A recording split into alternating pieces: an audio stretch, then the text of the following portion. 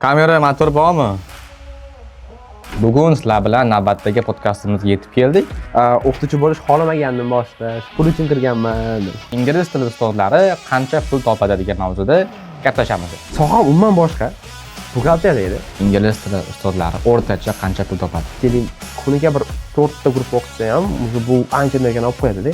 Okay, demak hozir aytmoqchi bo'lgan summangiz shundan ko'ra ham 20 ta o'quvchi o'qitdi-da. Qaysi biri ko'proq foydali bo'lishi mumkin? O'quv markazida ishlashmi? Maslahat bergan bo'lardim. Endi teaching boshlayotgan bo'lishsa 7-8 million. O'rtacha shunaqa. Barchaga assalomu alaykum do'stlar. Bugun sizlar bilan navbatdagi podkastimizga yetib keldik. Va bugungi podkastimiz mavzusi hammaga qiziqarli bo'lgan mavzu soqqa mavzusi. Ya'ni aniqroq aytsak, ingliz tili ustozlari qancha pul topadi degan mavzuda gaplashamiz. Va bugungi sonimiz mehmoni Registon Shahriston filiali o'qituvchisi ingliz tili fanidan Mr. Adam. Assalomu alaykum. Assalomu alaykum. Taklif qilganingiz uchun xush kelibsiz podkastimizga. Savollar juda ham ko'p. Soqqali bo'lgan mavzu bo'yicha birin-ketin boshlaymiz. Avvalambor o'zi ingliz tili sohasiga va ustozlik sohasiga qanday kirib kelgansiz va qachon boshlangan shu to'g'risida gaplashsak, asta-asta keyin soqqali mavzuga o'tamiz. Menimcha hammada shunaqa bo'lgan bo'lsa kerak. 50% dan ko'p o'qituvchidan so'rasangiz aytsa kerak, o'qituvchi bo'lish xohlamagandim boshida, shu pul uchun kirganman deb. Shu xalq orasida gap tarqalgan, haqiqatdan yaxshi topishadi. Balkim shuning uchun hamma ingliz tili o'qituvchiga o'tib ketgandir. Endi shaxsan men o'zim oladigan bo'lsak, soham umuman boshqa. Buxgalteriya edi. Yoshlikdan qiziqardim mana shunga. Buxgalteriyaga, menejmentga, ya'ni boshqaruvga. O'ylagandim balkim shu narsa bilan bog'layman deb kelajagim. Lekin orada shu ishni deb o'qish tashladigan bo'lib qoldim. Planlar o'zgarib ketdi. Shuncha yillik, bir 2 yillik, 3 yillik o'qigan narsamni tashlab olishimga to'g'ri keldi. Va qarasam, bir joyda ofisda o'tirib, aytaylik, kunlik ish qilish men uchun emas ekan. Qarasam, teaching menga ko'proq to'g'ri kelar ekan.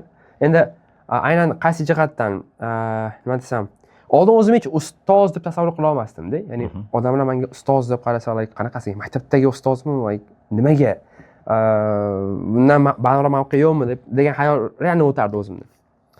Lekin dars o'tganingizda bolalar ko'zidagi olov ko'rganingizdan keyin haqiqatan kasb qilib qolar ekansiz. Shuning bo'yicha demak, birinchi boshlanganda moliyaviy sabab bilan boshlanib, keyin haqiqiy passionga aylangan kasb bo'la boshlagan. Ha, albatta. Zo'r. Xo'p, birinchi o'quvchingiz leveli qanaqa bo'lgan esingizdan? Xo'p, endi men adashmasam ustozlikdan emas, supportlikdan boshlagan bo'lsam kerak. Ustoz bo'lganman boshida. O'sha o'zimiz tug'ilib o'sgan joyda, Toshkent viloyatida, hali ham esimda, o'sha birinchi men ingliz tili o'qituvchim oldiga borganman. O'qish tugatishim bilan yoz bo'lgan, endi bekorchi bo'lganman yozda. Endi ishlagim kelgan, qiziqish bo'lgan. Menda hech kim ishlatib aytmagan-ku. Ishlagim kelgan. Gruppa qilib bering, ishlab ko'ring deganman. Shunda birinchi marta esimda yosh bolalarni qo'yib berishgan 4-sinf, 5-sinf bolalaridan iborat bitta gruppa bor edi. Bir 6 kishimi, 7 kishimi bor edi ichida, adashmasam. Yo'q, to'xtang. U ikkinchi marta boshlagan edi. O'shandan keyin karyeram ulanib ketgan. Boshida litsey paytida bo'lgan. Litsey paytida hali 2-kursda karantin hali ochilmagan paytida qishda xuddi o'sha o'quv markaziga borganman. O'quvchi olib kelasan degan menga. Ha deb qarindoshlarim yiqqanman. Hammaga telefon qilganman uydagilarga, yo'q. Shunda tanish-bilish qilib 4 ta o'quvchi yiqqanmiz-da. Bir oy dars o'tganman, litsey boshlanib qolgan, ketib qolganman. Shu bilan uzilib qolgan karyera. Oradan keyin rosa ish qidirib yurganman Toshkentning o'zida. U yoqqa borganman, bu o'quv markaziga borganman. Yoshsan deb hech kim olmagan. Chunki IELTS'im endi oldim, o'qitim yo'q. To'g'ri, IELTS'im o'sha payt birinchida 7 bo'lgan bo'lsa ham yetmagan. Yoshsan deyishgan. Bundan qancha vaqt oldin bo'layotgan voqea bu? 2000 karantin vaqtlari qachon? 2020-yil bo'ladimi? 5 yil oldingi 2020 bo'lgan voqea. 20-yillarda shu ish qidirib yurganman-da. Hech qayerda olmagan. Bitta o'quv markazi olgan, bir hafta sinov muddatiga. Bir hafta qarasam, litseydan chiqib boryapman, vaqtim ketyapti. 6 soatlar vaqtim ketib qolyapti. Hech nima ulgurmayapman. Bir hafta borib qochib ketganman. Va shu bilan litsey tugashi bilan borib o'sha qaytgan o'quv markaziga. Demak, birinchi o'quvchingiz bo'lgan bu qarindoshlar. Qarindoshlar. Hop, o'sha vaqtdagi birinchi daromad qancha bo'lgan? O'sha vaqtdami? Birinchi oyligim eslasam qancha bo'lgan ekan? Xo'p, bizga aytishgan har bitta olib kelgan o'quvchingga bonus ham beramiz deyishganda shu aniq eslaganim qo'limga birinchi olgan pulim shu 1.800.000 adashmasam bo'lgandi. Yozda bo'lgandi. 800. Da, birinchi olgan pulim shuncha bo'lgandi. Xursand bo'lganman. Uni 1.800.000 ham qancha 600.000 keyin yana ingliz tili o'qishga berganman boshqa yerda, boshqa markazda o'qish uchun. Tushunarli. Keyin ketgan. O'sha vaqtda o'zi ingliz tili ustozlari daromadi qancha bo'lgan va hozirgi bilan taqqoslaganda o'sish bormi? Xo'p, undan oldingisini ham aytishni olayman. Ingliz tili o'zimiz o'qib yurgan paytimizda o'qituvchimiz daromadini hisoblardi. Shuncha o'quvchisi bo'ladigan bo'lsa, bular hammasi shunchadan beryapti. 120 ming so'mdan o'qishimiz 120 ming so'm berayotgan bo'lsa, shuncha o'quvchisi 50 ta o'quvchisi bo'lsa, shuncha 6 million olar ekan. Vo, katta bo'ldi bo'lardi edi. Keyinchalik katta joyda eshitganimda, katta o'qituvchilar olishayotgan pullari bir 10 million so'm borsa 12 million so'm deb eshitgandim. 5 yil oldin. Zo'r ko'rinadi ko'zimga. Vau! Ko'rinadi rostdan. Shu 5 yil oldin. Tushunarli. Va o'shandan keyin hozir o'sgan demak. Hozir ancha o'sgan. Zo'r. Endi sekin yog'lilarga o'tsak, endi soqqali mavzusiga. Hozirgi kunda ingliz tili ustozlari o'rtacha qancha pul topadi? Xo'p, birinchi o'rinda bu tajribaga bog'liq. Ya'ni o'qituvchining tajribasi qanaqa? Endi boshlagan o'qituvchilar menimcha hozir opitsiz sal qiyinroq support bo'lishyapti ko'pincha. Yo individual o'qitishyapti. O'rtacha bir 7 million 8 million olishyapti. Ideally endi unchalik salohiyatlari bo'lishmasa, endi opit olayotgan vaqtida. Endi boshlayotganlar demak 7-8 million. Da, o'rtacha shunaqa. Xo'p, Tushunishim bo'yicha. Endi bu ham o'quv markaziga, o'qituvchining salohiyatiga, endi bilasiz bir xil o'zi talant bo'ladi. O'qitib ko'rmagan bo'lsa ham odamlarni jalb qilib o'ziga ushlab turadigan bo'ladi. Ya'ni xarizmasi bo'ladi deydi-ku. O'rgatayotgan narsasi bir tenga qimmat narsa bo'lsa ham, qanaqadir emotsiya bo'lish olsa, o'quvchilar bilan empatiya deydi-ku. Empatiyasi bo'lsa, olib qolish oladi. Bular ko'proq topishsa kerak. Menimcha 10 million topishsa kerak bunaqa o'qituvchilar hozirgi o'zida. boshlanishiga. Da. Xo'p, keyinchi endi boshlaganlar bilan tajribasi bor ustozlarni daromadining o'rtasidagi farq qancha bo'lishi mumkin? Bu ham farq qiladi. Endi o'quv markazida o'zida ishlashsa boshqacha, yana o'zlari alohida o'quvchi yig'ib ishlasa boshqacha. Endi hammani o'ziga bog'liq bo'ladi baribir. Menimcha o'rtacha shu 15 million atrofida, balki 15 milliondan ko'proq topishsa kerak tajribali o'qituvchilar. Dam olib bemalol ishlagan vaqtlarida. Chunki baribir ingliz tili o'qituvchisi dars o'tgan paytda juda ham katta energiya ketadi. Darsga tayyorgarlik ko'rish kerak. Kuniga bir 4 ta guruh o'qitsa ham, bu ancha energiyani olib qo'yadi-da. Boshqa hech nima qilgisi qila olmaydi ham-da xohlasa. Ya'ni samarasi bo'ladi. Okay, demak hozir aytmoqchi bo'lgan summangiz 15 milliondan ko'p degan summa o'rtacha hisob aytyapsiz. Lekin siz haqingizda emas. Sizdan keyin gaplashamiz o'sha haqingizda. Xo'p, qaysi biri ko'proq foydali bo'lishi mumkin? O'quv markazida ishlashmi yoki mustaqil ravishda kichikroq o'zi ofis yoki uyda chaqirib ishlash ikkalasining plyus minuslari qanaqa? Xo'p, qarang. Agar uzoq muddatni o'ylaydigan bo'lsangiz, boshida o'quv markazi yaxshi. Lekin bir xil aytishadi, o'quv markazida tursam, naborat boshiga pul qilib berishadi, gruppa qilib berishadi deydi. Lekin o'zingiz boshlasangiz, o'quvchi yig'ishingiz juda ham qiyin boshida. Ya'ni sizni hech kim tanimaydi. Xuddi men boshlagandaqa qarindoshlar keladi, yo'q keladi. Ya'ni word of mouth, ya'ni sarafan radio ishlab, siz natija qilganingizcha bir 2 yil 3 yil vaqt ketib qoladi-da. Yaxshi o'quvchi yig'ib olganingizcha, to'g'ri. Shu balkim o'sha 2 yil 3 yildan keyin zo'r daromad qilishni boshlarsiz. Lekin bungacha nima bo'ladi bu sferada? Ya'ni balkim hamma ingliz tilini xususiy maktablarda AI tomonidan o'rganib ketardi. IELTS bo'yicha bilmadim, balkim IELTS industriyasi saqlanib qoladi. Shu, agar o'quv markazida bo'lsangiz, ko'p narsani o'ylamaysiz. Ya'ni muammongiz kam o'quv markazida. O'ylaydigan narsangiz faqatgina darsim yaxshi o'tsam bo'ldi. O'quvchilarni aytaylik davomati, kelib ketishi, aytaylik ular bilan asosiy to'lov bilan bo'layotgan muammolar, ular pulni bermasligi, bu narsani o'ylamaysizda. Ancha stressiz hayot bo'ladi agar o'quv markazida ishlasangiz. O'zingiz qilsangiz, siz baribir уже yakka tadbirkor bo'lasiz. Uni g'alvasi ham ko'proq, dokumentatsiyasi ham ko'proq, bu yerda ham dars ham o'tishingiz kerak, darsning sifatiga ham ta'sir bo'ladi narsani. Maslahat bergan bo'lardim. Endi teaching boshlayotgan bo'lishsa, ozgina vaqt ham emas, bir 3-4 yil o'quv markazida ishlab ko'rishsin. Qanaqa ishlaydi sistema, qanaqa o'zi umuman o'quvchi bilan ishlash kerak, qanaqa olib qolinadi o'quvchi. Undan keyin agar xohlashsa biznes sifatida qilishsa chiqib o'zlari alohida joy ochibmi, o'quvchi chaqiribmi, albatta o'quv markazi o'quvchisi tegmagan holatda ishlashsa bo'ladi. Ko'rishi mumkin. Unda ham agar salohiyat yetsa. Ha, unda ham endi xarakterga bog'liq baribir. Menimcha o'ylayman, teaching boshlagan odamda salohiyat yetadi.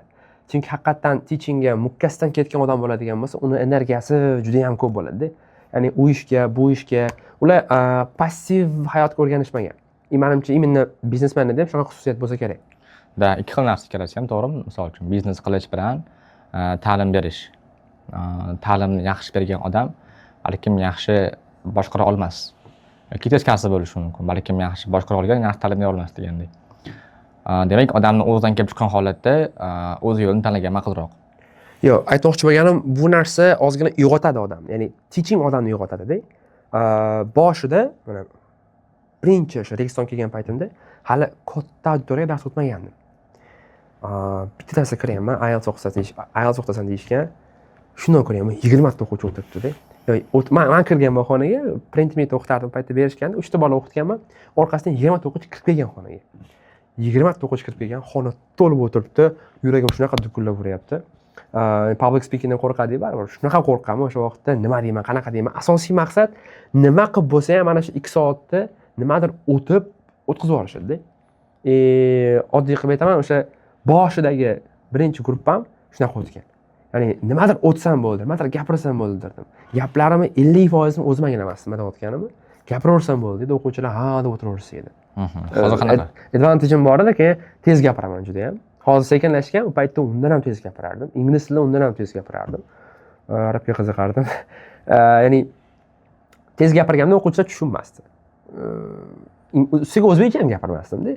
Qanaqa o'qib yuborardim. Shunda ham natija bo'ldi, ozgina bo'lsa ham, ko'z tegmasin. Uyaltirishmadi. Shu, ya'ni juda ham katta pressure bo'lganda boshida.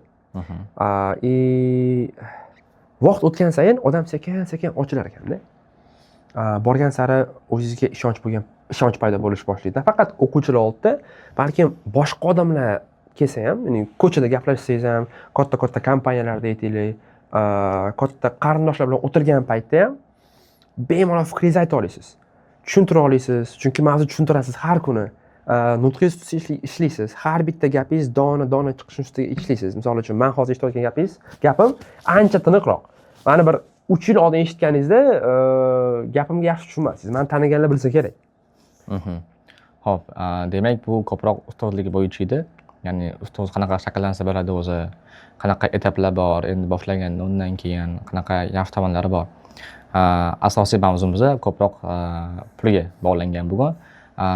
Ustozlar oyiga bo'y aytib o'tdingiz, 15 milliondan atrof topishi mumkin. Xo'p, 10, 20 hamda 50 million atrofi pul topish mumkinmi?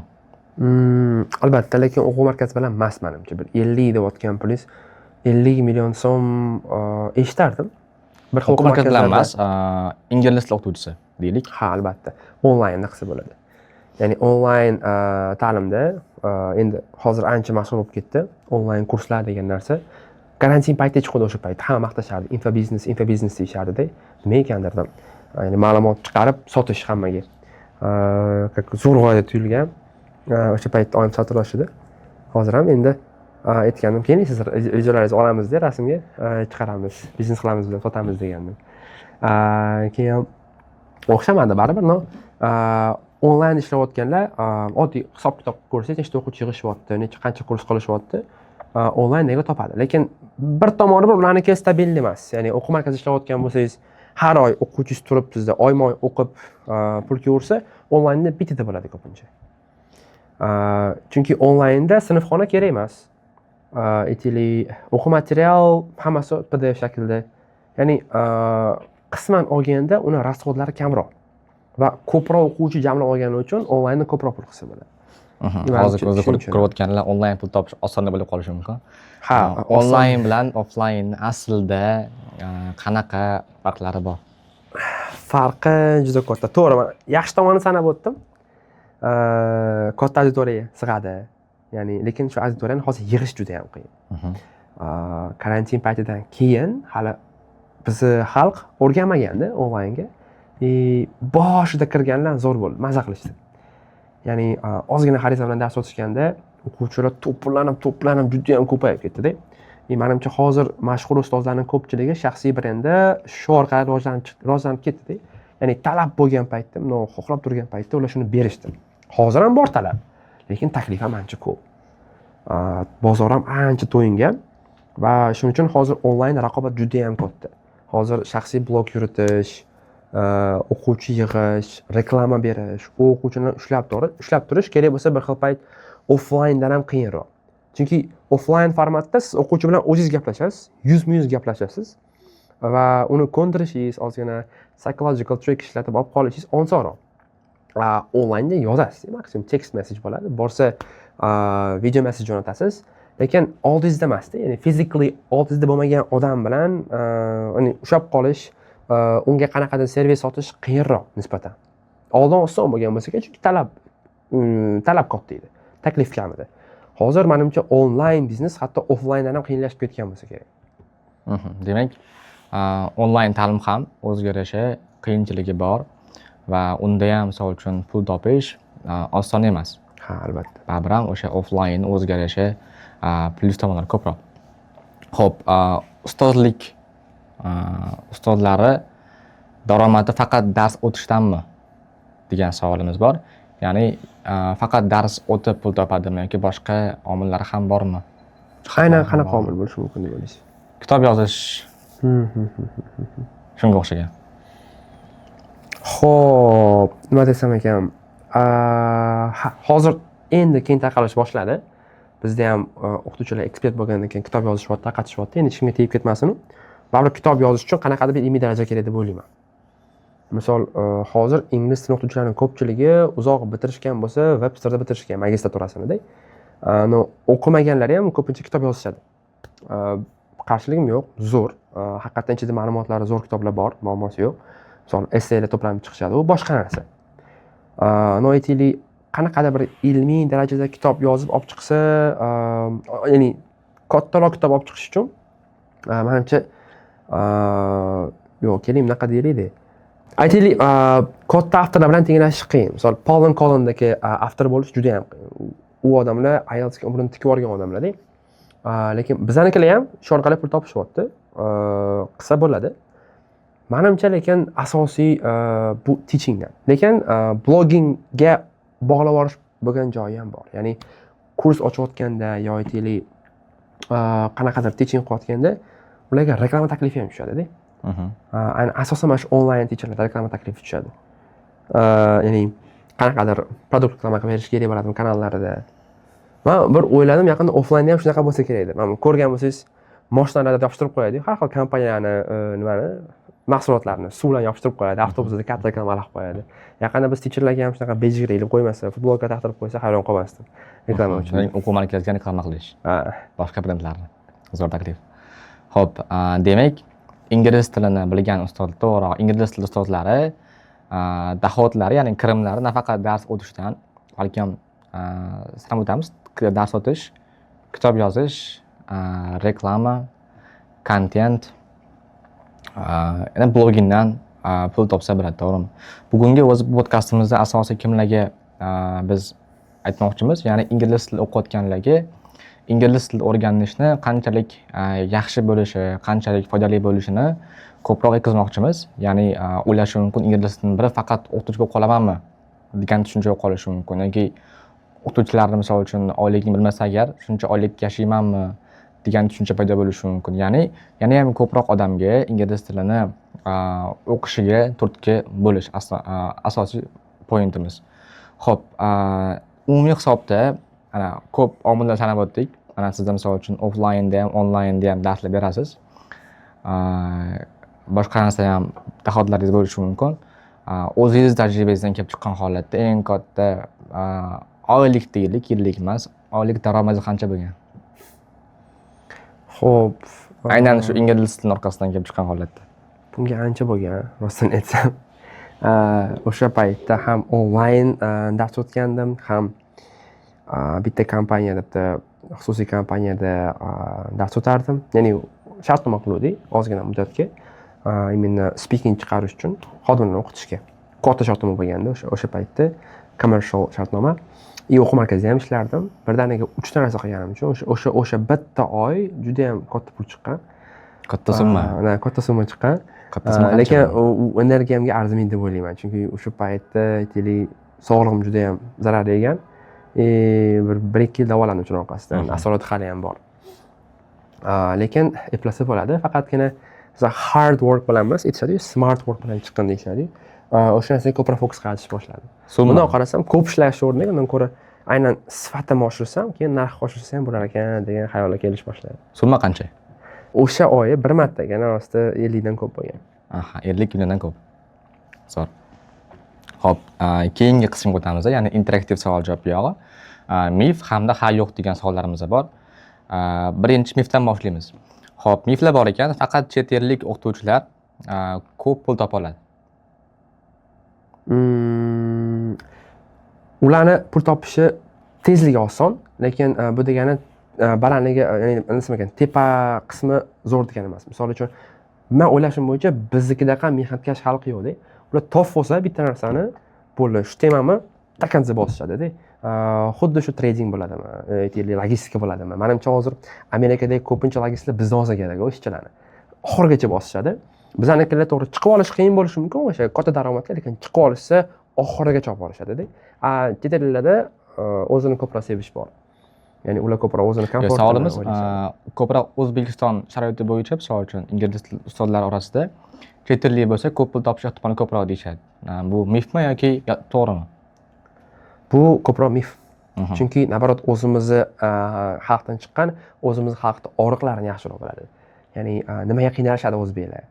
Chet elliklar umumiy global muammolarni olib gapirishadi-da. Ular qisman tegishi mumkin, ularning chet ellikdan bo'lganligi qanaqadir brend berishi mumkin, lekin baribir og'riq birinchi o'rinda. Muammoni aytib unga решение bergan odam baribir ko'proq topadi har doim. Chet ellik bo'lsin, o'zimizki bo'lsin. Gap bor ekan. Ingliz tili o'qituvchisi boy bo'la olmaydi. Mif yoki to'g'ri? Bu gap mif. Boy bo'lsa bo'ladi. Bu faqat harakatingizga bog'liq. Bitta gap bor, eshitgan bo'lsangiz, har qanday sohada $1 million qilsa bo'ladi deyishgan. Non yopib ham $1 million qilsa bo'ladi deyishgan. Bu soha hammasiga tegishli, nafaqat ingliz tiliga. Demak, boy bo'lsa bo'ladi. Albatta. Zo'r. Hop, bizning keyingi savol turimiz ha yo'q savollari. Birinchi savolimiz, har bir ingliz tili ustozi oyiga 20 milliondan ko'p topishi mumkin. Ha, bemalol. Hop, keyingi savolimiz, onlayn ustoz bo'lish hozir eng foydali yo'l. Yo'q, unaqa demagan bo'lardim. Juda ham qiyin yo'l. Hozir eng katta daromad birinchi offlayndan keladi. Hop, faqat dars berishni o'zi yetarli. Yo'q, dars berishni o'zi emas. Aytaylik, 20 yil oldin shunaqa bo'lgan bo'lsa kerak. Turib borib leksiya o'qisangiz bo'lsa kerak, lekin hozirgi raqobat bilan siz har doim darsni kuchaytirib bormasangiz, ya'ni shaxsiyat sifatida o'zingiz ishlamasangiz, o'quvchilarga misol bo'lib bera olmasangiz, foydasi yo'q. Okay. Keyingi bir muhokamali savol bor bizda. Endi boshlagan ustoz bir oyda real qancha pul topsa bo'ladi? Hop, birinchi oyidan 3 million 4 million. 3 million 4 million birinchi oyning o'zida. Chunki har qanday o'quv markazi bo'lsa, ular birdaniga agar ishga olinsa, ishga olinsa, chunki ko'p holatda IELTS olgandan keyin nima ishlayman, shuncha pul topaman degan tushunchalar bo'ladi. Lekin ishga olinmaydi ham ular. Nimaga? Chunki ma'lum bir kerakli bo'lgan skillari hali shakllanmagan bo'ladi. Ha, to'g'ri. Shunga boshida tozaroq shakllantirib, keyin boshlasa, topsa bo'lsa kerak.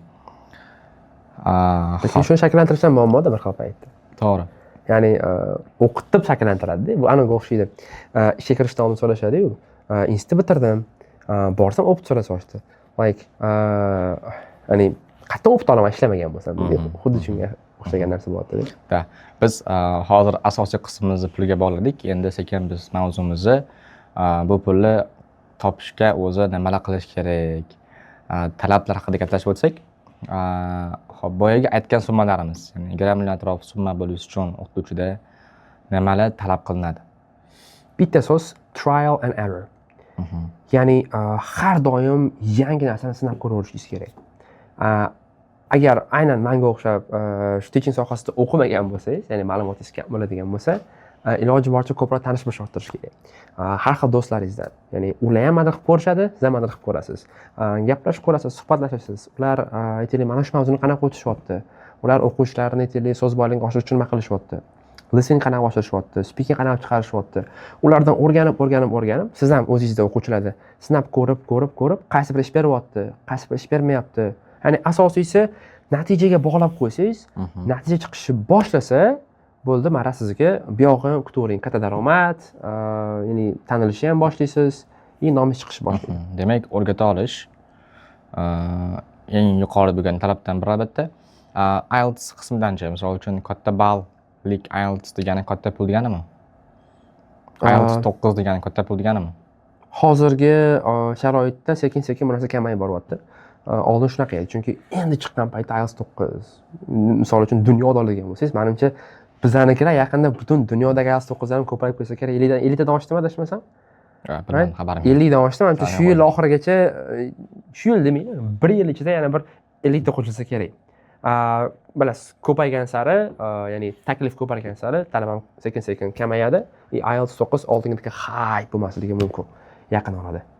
Demak, IELTS 9 bu katta pul degani emas. Ha. Yaxshi. Xo'p, tajriba. Kam tajriba bilan ko'p pul topsa bo'ladimi? Aynan ingliz tili ustozlik bo'yicha. Iloji yo'q. Topsangiz bo'ladi qisqa muddatda. Qisqa muddat 1 oy, 2 oy topasiz, lekin o'sha tajribangiz yo'qligida, natija chiqmaganligidan o'quvchilar noroziligi uchun bu narsa joyida uziladi. Ya'ni davomiy bo'lmaydi.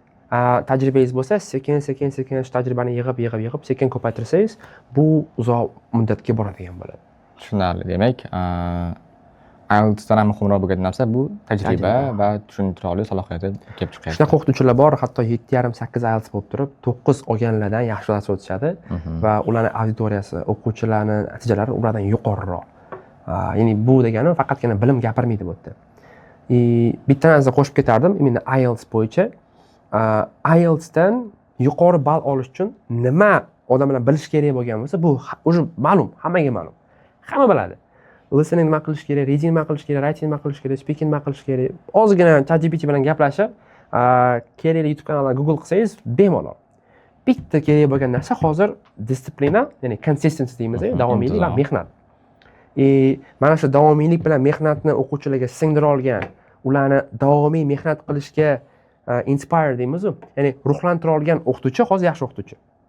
Bekarda saying yo'q, a good teacher teaches, better teacher demonstrates, right? And great teacher inspires. Yes. Inspires minds to do things. Ya'ni xuddi shunaqa narsa. Endi ko'proq mavzumizni olib o'tamiz. Yangi ustozlarga. Xo'p, yangi boshlayotgan ustozlar eng ko'p qanday xato qilyapti? Shoshishadi, tezroq katta daromad xohlashadi, chunki ular o'quv markazida ishlashayotgan bo'lsa, yonma-yon katta teacherlar bilan ishlashadi-da. Ularga kelayotgan o'quvchilarni, ular topayotgan oylikni eshitib qolishsa agar, ko'rib, men ham qachon shunaqa qilar ekanman, darsini ko'rishadi, men ham o'ta olmayman-ku deyishadi. Aslida esa bu bitta darsni tagida, ya'ni icebergdagi bu iceberg uchi bo'lsa, u tagida qancha narsa yotibdi-da, qancha tayyorgarlik, qancha ketgan tajribada, qonlar deydi. U adaptatsiya, o'quvchini nima deydi, gap so'ziga adaptatsiya qilish, ularni yetarli og'riqni topa olish, qancha narsa yotgan bo'ladi-da. Shuni ko'rishmaydi va tezroq shu pog'onaga chiqqanlar kelishadi. Vaholanki chiqa olishmagandan keyin menga emas ekan degan gaplar chiqishni boshlaydi. Demotivatsiya bo'ladi. O'zini yeyishadi-da. Vaholanki ozgina harakat bo'lsa, ozgina sabr qilinsa, xuddi shu darajaga, balkim undan ham yuqoriroq darajaga chiqishi mumkin. Demak, endi ingliz tilini o'qitish boshlayotgan ustozlarga maslahatingiz bu ko'proq sabrli bo'lib, o'zini ustida ishlashga va asosiy pointni pulga bermaslikni tavsiya qilasiz. Albatta. Iloji boricha bu narsani menimcha o'qish vaqtida olgan yaxshiroq shakllantirgan skilllarni, chunki hozirgi ingliz tilini aytaylik o'qitmoqchi bo'lib yurganlar asosiy fokusi faqat IELTSda bo'lib qolgan. IELTSni olsam dars beraman degan tushuncha. Xuddi shunaqa bo'lib aytganingizdek, katta pul topishi mumkin deb o'ylaydi. IELTS 8 oladi, 8,5 olishi mumkin, mayli 9 ham olsin deylik va dars berishga o'tadi, lekin o'zi kutgandek daromad kelmaydi. Nimaga? Chunki undagi salohiyatlar, ko'nikmalar hali rivojlanmagan. Shunga ham hozirgi bizni ko'rayotgan yoshlarimiz agarda ingliz tili o'qituvchisi bo'lmoqchi bo'lsanglar, ingliz tili fanidan nafaqat IELTSga diqqatni berish kerak, balkim IELTSga tayyorlanayotgan vaqtni o'zidayoq boshqa kerakli bo'lgan ko'nikmalarni oshirib borsanglar, keyin ancha oson bo'lishi mumkin. Ular misol uchun bo'lishi mumkin public speaking, jamoat oldida gapirish bo'lishi mumkin, yoki team working bo'lishi mumkin, jamoa bilan ishlash, persuasion bo'lishi mumkin, bu kimni ko'ndira olish ko'nikmasi. Mana shu ko'nikmalar bilan birga ola olsa, keyin ancha oson bo'lishi mumkin boshlaganda ustozlikka. Nafaqat IELTS, balkim skill ahamiyatga ega. Men nima degan bo'lardim? Yaqinlardan boshlash kerak eksperiment qilishni. Bir tanishim bor edi. Hali ham bor. Ya'ni ular speakinglar, endi oldin speakinglar juda ham zo'r edi, havas qilardim. Dars o'tishlarini hamma maqtardi-da. So'raganimda nima degan? Men elementary boshlagan, ya'ni elementary o'qiyotgan paytimda men pre-intermediate-ga dars berardim deganda. Ya'ni urovnlari bir past bo'lib turib, ya'ni o'zidan bitta katta darajaga dars bergan ekan. Endi o'quv markaziga topshirgan bo'lgan ekanki, ishongan ekanki, shunaqa bo'lgan. Ya'ni ular qiziqmagan bu narsaga, finansiyaviy ham driven bo'lmaganda, faqat teaching qilishgan, ularga yoqishgan, shuning orqasidan baland-bal IELTS ham kelgan, hammasi sekin-sekin kelgan. Men ham IELTSim 7.5 edi adashmasam, IELTS o'qitayotgan paytimda boshida yo'q, 7 edi ham edi. 7 edi. Keyin 7.5 qildim. Orada 8 ga chiqishimga kerak bo'lgan paytda preparation umuman qilmadim-da. Faqat dars o'tdim. Dars o'tganimda faqat darsimni yaxshilab o'zim tushunib, bolalarga nima o'rgatyapman o'zi? Narsani o'zim tushunamanmi? Uning qanaqa joyi borki, bolalar yaxshiroq bilish kerak. Shu narsani qayta 3 marta, 4 marta o'tganimdan keyin imtihonga rostini aytaman, 8 oyga imtihonimdan oldin, speaking ham 8 oyga imtihondan oldin. Uzoq qilsam bitta listening, bitta reading, writing ham yozmaganman, hatto shuni qilganman. 8 chiqqan rosti hayron qolganman, endi naqa bo'lgan. Siri shunday ekan. Ya'ni qilayotgan ishingizni yaxshi ko'rish. Yaxshi ko'rsangiz qancha ishlayotganingiz ham bilinmaydi, natija pul o'z-o'zi keladi. Okay. Agarda sizga 5 yil oldingi o'zingizga maslahat berish imkoni bo'lganda, nima degan bo'lardingiz? Shoshmadirdim. O'sha paytda ham shoshmadirdim. Hozirgi o'qituvchilarga nima kerak bo'lsa, men ham shoshganman-da. Shu boshida tezroq o'quvchim ko'paysa, nimaga men bo'la olmayman? Ya'ni ambitsiyani baland qo'ygan. Bu yaxshi. Ambitsiya baland bo'lgani yaxshi, lekin bir vaqtda tushunishimiz ham kerak. Like great things take time. Yaxshi narsalarga vaqt kerakligini tushunishimiz kerak. Shuni maslahat bergan bo'lardim va aytgan bo'lardim bitta narsani o'sha. Chunki orada ko'p vaqt yo'qotdim. Mana shu buxgalteriya, ya'ni ACCA bilan IELTS orasida sakraganim uchun. Bir buxgalteriya o'qiyman, bir yana IELTS o'qiyman, bir buxgalteriya, bir yana teachingga qaytaman. Ikkalasini, ya'ni ikkita har xil sohani bir-biriga qo'shmoqchi bo'lganim uchun ham orada juda ko'p vaqt yo'qotdim va bitta nuqtada o'smasdan qotib qoldim. Maslahat berardim, shoshma va bitta narsani tanlab ol, orqaga qarama. Bo'ldi. Tushunarli. Demak, bizda so'nggi savolimiz qoldi. Ustozlik bu nima? Ustozlik bu katta mas'uliyat. Birinchi o'rinda katta mas'uliyat. Chunki sizga nafaqat o'quvchi, balkim u o'quvchini ota-onasi ishonib o'z farzandini topshiradi. Ko'p holatda shunaqa. Yovuzlar o'qishadi. Ya'ni siz nafaqat o'zingiz vaqtingizni, balkim o'qitayotgan odamlaringizni ham vaqtini o'g'irlayapsiz. 10 kishini o'qitsangiz 1,5 soatdan 15 soat vaqt. 20 kishini o'qitsangiz undan ham ko'proq vaqt. Ya'ni siz vaqt o'g'irlayapsiz. Shuni yuzasidan hisobga olgan holda nafaqat pul, shu vaqt birinchi o'rinda, chunki vaqt qaytarib bo'lmaydi. Aytgan bo'lardim, bu vaqtni qadrlab, chunki bu faqat sizniki emas, boshqalarning ham vaqti, iloji boricha ko'proq odamlarga value berishga harakat qiling. Shunda pul, katta daromad va katta pog'onalar hammasi o'zi keladi. Zo'r. Demak, ustozlik bu mas'uliyat, fikrlash hamda insonlarga qiymat bera olish degan bir fikrlar bilan yakunlab qo'ysak, manfaatli bo'ladi. Demak, katta rahmat sizga ustoz, bugungi suhbatimiz uchun. O'ylaymizki, bugungi suhbatimiz bizni ko'rayotganlarga foydali bo'ladi va yana ham ko'proq insonlarni ingliz tilini o'rganishga undaydi degan umiddamiz. Rahmat sizga. Rahmat. Agar sizga bugungi videomiz foydali bo'lgan bo'lsa, albatta buni do'stlar bilan ulashib, like hamda komment yozishni unutmanglar. Ko'rishguncha xayr, charchamanglar. See ya.